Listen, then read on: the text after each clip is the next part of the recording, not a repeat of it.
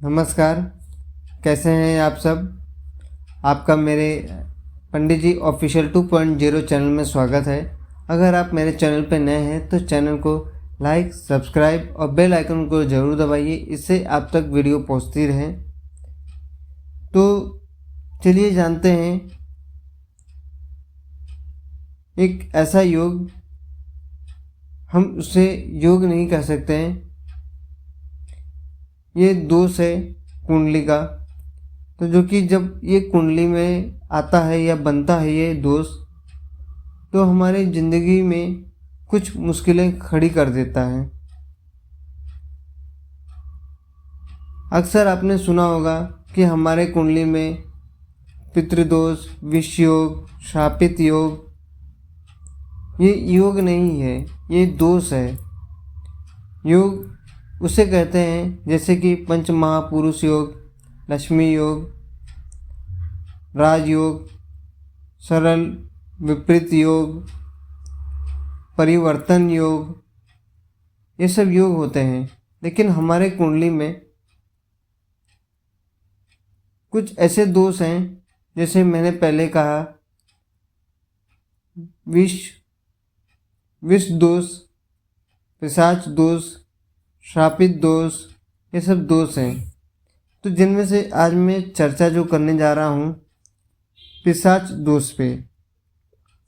पिशाच दोष ज्योतिष में एक नकारात्मक दोष माना गया है, जो कि जातक के जीवन में मानसिक तनाव, भ्रम, भय और असामान्य घटनाओं को बढ़ा सकता है। और यह दोष तब बनता है जब राहु या केतु किसी अशुभ ग्रह के साथ स्थित होते हैं। अशुभ ग्रह जैसे कि शनि, राहु केतु तो अशुभ है ही हैं। तो ये महत्वपूर्ण ग्रह हैं जिनके साथ जब युति होती है या दृष्टि पड़ती है एक दूसरे के ऊपर, तभी ये दोष उत्पन्न होता है और लग्न पर प्रभाव डालते हैं। और जब ये विशेष रूप से चंद्रमा अगर लगन में हो तो ज़्यादा ही प्रभाव डालते हैं। तो आइए चलिए जानते हैं कुछ ऐसे कारण जिससे पिशाच दोष उत्पन्न होता है। जैसे कि राहु या केतु चंद्रमा साथ में हो, विशेष रूप से छठे, 8वें या 12वें भाव में हो। दूसरा, अगर राहु या केतु शनि या मंगल के साथ हो, क्रूर ग्रहों का संयोग मानसिक अशांति और भय उत्पन्न करता है।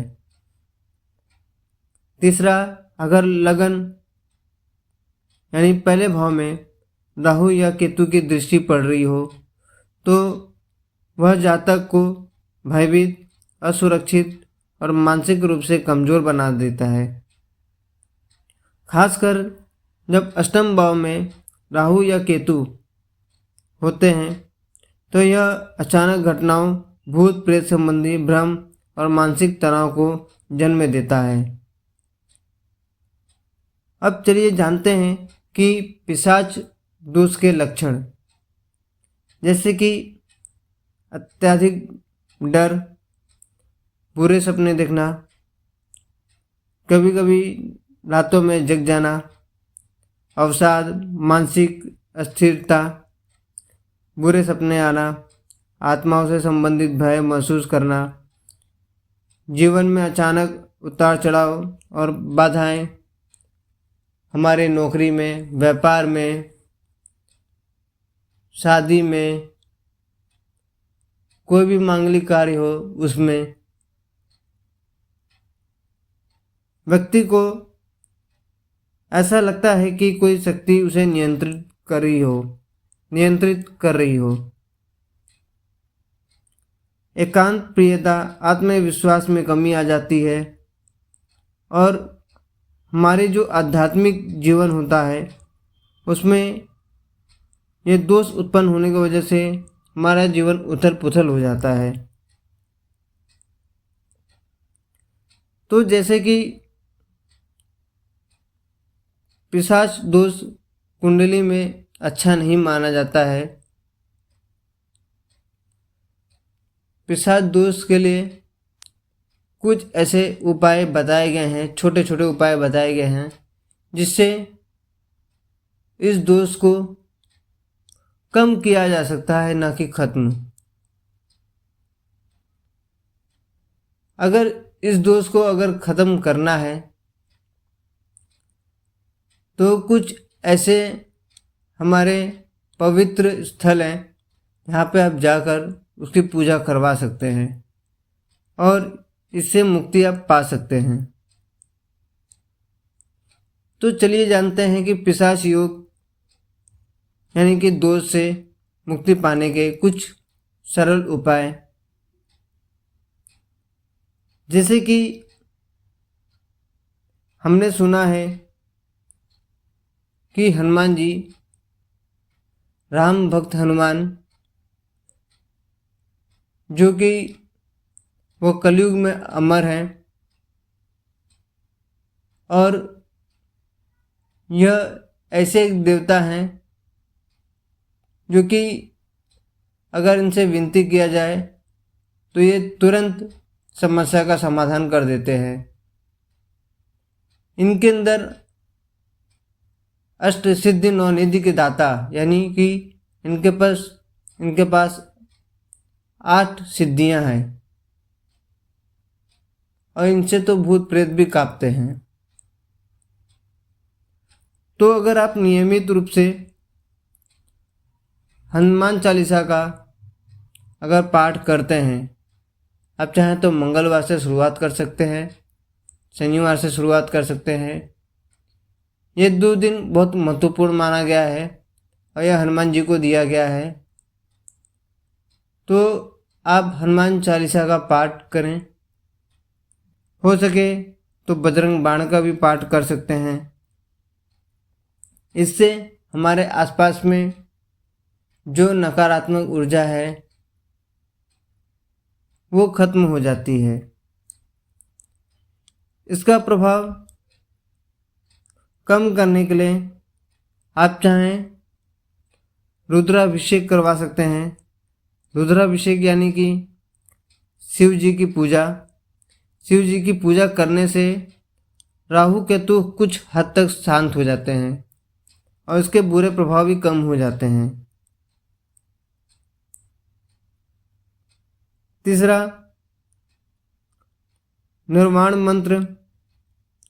निर्वाण मंत्र जैसे कि माँ दुर्गा का ये मंत्र है, बहुत शक्तिशाली मंत्र है ये। मैं आपको सुना देता हूँ, एक बार आप नोट कर लीजिए।